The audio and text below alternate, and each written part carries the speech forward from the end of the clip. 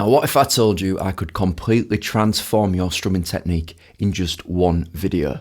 Today, we're going to take a look at a James Brown track. We're going to take the chord progression and we're going to apply a 16th note strumming pattern. But first, let's hear the track. Raise up, get yourself together. Drive that funky soul. Get up, get yourself together. And drive your funky soul. They're doing it down in that song. Drive that funky soul. They're doing it by the beach.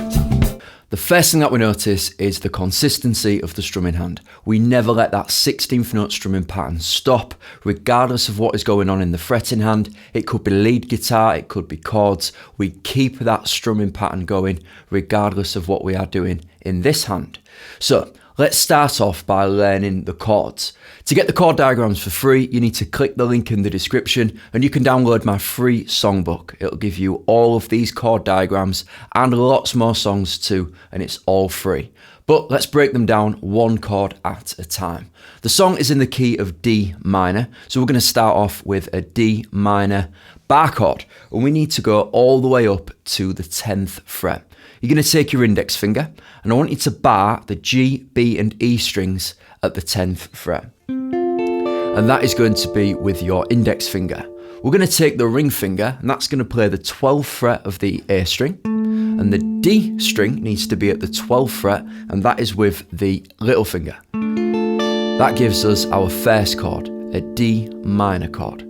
Our second chord is going to be a D minor with a C in the bass. So let's grab the C, and that's going to be at the 8th fret of the E string. We're going to bar now the D, G and B strings at the 10th fret with the ring finger, and that's going to make our D minor with a C in the bass. So from the beginning, D minor with a C in the bass. Our next chord is going to be a B flat major 7, and we take our index finger to the 6th fret of the E string. That's going to give us our B flat root note. We need to be on the 7th fret of the D string with the ring finger, 7th fret on the G with the little finger, and 6th fret on the B string with the middle finger. B flat major 7. D minor with a C in the bass, B flat major 7. Next up is an A major chord. 7th fret of the A string for the ring finger, 7th fret of the D for the little finger.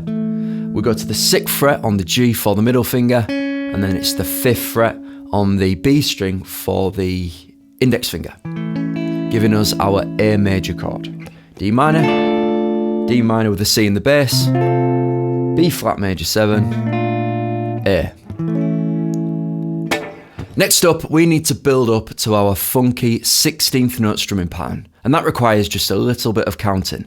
Let's take the chord progression and play down strums on each beat of the bar, and we're going to have 4 beats every bar in this song. So we're going to play 1, 2, 3, 4.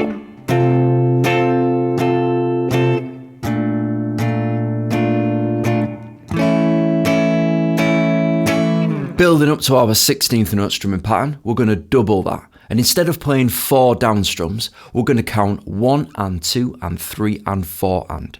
This time playing down, up, down, up, down, up, and so on. Essentially doubling the amount of times we strum the strings every bar of music. 1 and 2 and 3 and 4 and.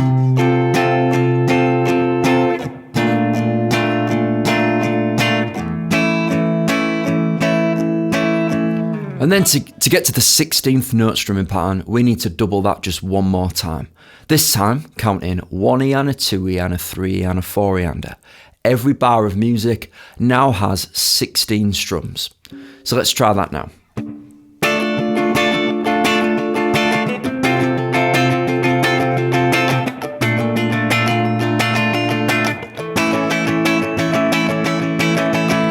So that technique does take a little bit of time to practice and perfect.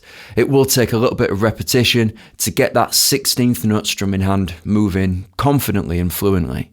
Now let's listen to the track just one more time, and I want you to see if you can hear the difference between when I press the chord down and And when I release tension of the chord to get that percussive string scratch sound, like this. Pressing the chord down, percussive strum. Let's listen. Raise up, get yourself together. Drive that funky soul. Get up, get yourself together. And drive your funky soul. They're doing it down in that song. Drive that funky soul. They're doing it by the beat. So we can hear that there is a mixture of chord and percussive strums or ghost notes throughout that 16th note strumming pattern. That's what gives it that funky feel to the strumming pattern. Constantly playing the chord throughout that 16th note pattern would be too much. So to get that percussive strum sound is really easy. We just release tension in the fretting hand. Now we don't move the chord shape or change the shape of the hand. We just release tension, essentially muting the strings with that chord shape.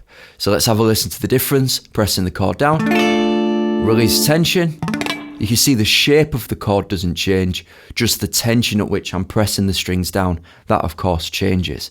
So each time you're free to press the chord down at slightly different times and improvise your own feel to this particular track. So putting those two things together, the 16th note strumming pattern and the percussive strums.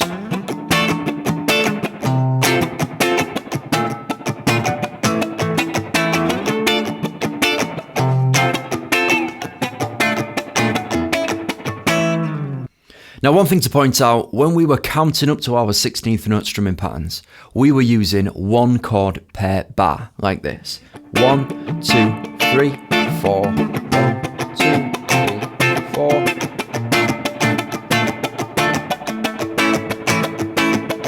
Now, when we play this song, we need to change chords every 2 beats. Each chord has half a bar, like this. 1, 2, 3, 4, 1, 2, 3, 4. So the rate at which we change chords is faster when we play with the original track.